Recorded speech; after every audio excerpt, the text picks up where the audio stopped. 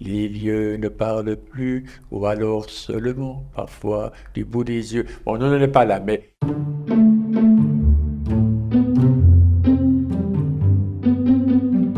Je me présente, Jean-Pierre. Je suis né le 15 septembre 1948. Je me suis senti des vieux à deux époques différentes. Une qui est liée à quand j'étais contaminé du VIH il y a 34 ans maintenant. Donc c'est ce qu'on appelle un long-term survivors, survivants à long terme. Après quelques années où j'ai survécu grâce à l'époque à la médecine complémentaire, j'ai commencé à faire de la chimiothérapie, de la radiothérapie. Heureusement que les trithérapies étaient arrivées entre-temps. Donc là, j'ai perdu considérablement du poids. Je me suis vraiment senti vieux avec 30 ans de recul maintenant, donc, pour la première fois. Et puis la deuxième, c'est évidemment beaucoup plus récemment, puisque je suis encore de ce monde. À l'époque, je vous rappelle qu'on mourait dans une moyenne de 2 ans maximum après avoir été contaminé, parce qu'on n'avait rien à donner aux patients. La deuxième fois maintenant, c'est aussi un petit peu lié aux pathologies qui sont celles du troisième âge. Je me sens vieux parce qu'au niveau de la mémoire, ça péclote quand même pas mal. Au niveau de la concentration aussi. Et puis un autre facteur de vieillissement pour moi, visible et que je sens, mon rythme n'est plus le même. C'est-à-dire que je suis devenu beaucoup plus lent.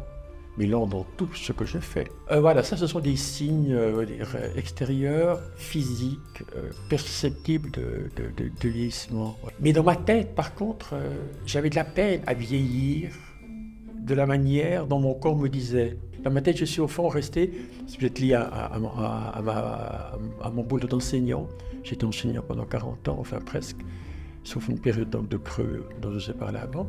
Et puis je pense que ça m'a aidé aussi à garder une certaine jeunesse. Vieillir pour moi, au fond, dans un premier temps, quand je suis arrivé à ce stade, après donc, mon vécu de mes années de sida, c'était déjà une telle surprise que je survive à l'époque. Donc, j'aurais jamais imaginé que j'arrive à l'âge que j'ai maintenant. Donc maintenant, je commence même à espérer que j'arriverai peut-être même à 80 ans. C'est presque comme je l'avais, au fond, souhaité. J'ai toujours eu envie de vivre une vie de couple. Parce que je crois que c'est comme une des choses les plus difficiles à réaliser dans la vie. Ce désir-là, ce rêve-là, c'est une enfilade de paires de petits miracles. Donc oui, je vis pour ma plus grande joie, vivre à deux, et ça marche.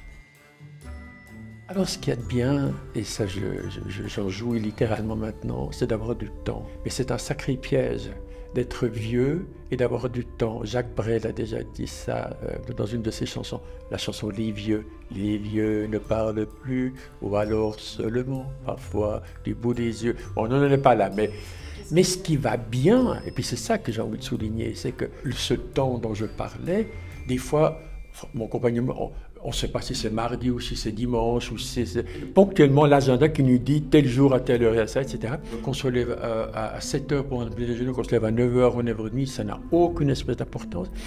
Et contrairement à ce qu'on m'a toujours appris, moi, ma mère en particulier, il ne faut pas remettre au lendemain ce qu'on peut faire le jour même. Maintenant, c'est exactement le contraire que nous on fait. Ce qu'on peut faire le jour même, surtout pas, on a le temps de le faire demain, après-demain, dans 10 jours, etc. Je caricature à peine, mais c'est avoir du temps, mais c'est impayable. Tous ces gens qui bossent, qui ramassent du fric, etc., et ils oublient cette valeur. Moi aussi, je l'oublie pendant des dizaines d'années, on est d'accord. Moi, je parle d'aujourd'hui, de maintenant. Et alors, il y a le piège quand même, parce qu'à force d'avoir du temps, on finit comme par devoir courir après le temps, parce qu'on laisse parfois traîner les choses au point où, après, il faut comme de nouveau rattraper, entre guillemets, le temps perdu, etc. La vie de senior, c'est une vie qui est assez pleine, en tout cas la nôtre. Mais on se hâte lentement, voilà. On se donne le temps pour réfléchir sur notre vie, aussi pour se réjouir, se donner le temps, parce que les gens d'aujourd'hui, ils bossent, et puis ils n'ont même pas le temps de se réjouir pour tout ce qu'ils sont en train d'essayer de mettre en place pour donner du sens à leur vie, etc. Je souhaite ça à tout le monde, d'avoir aussi une situation matérielle suffisamment confortable pour qu'on puisse se permettre ça. Parce que les gens qui, à 65 ans, 70 ans, doivent encore bosser parce qu'ils n'arrivent pas à joindre les deux bouts, ça existe aussi, hein.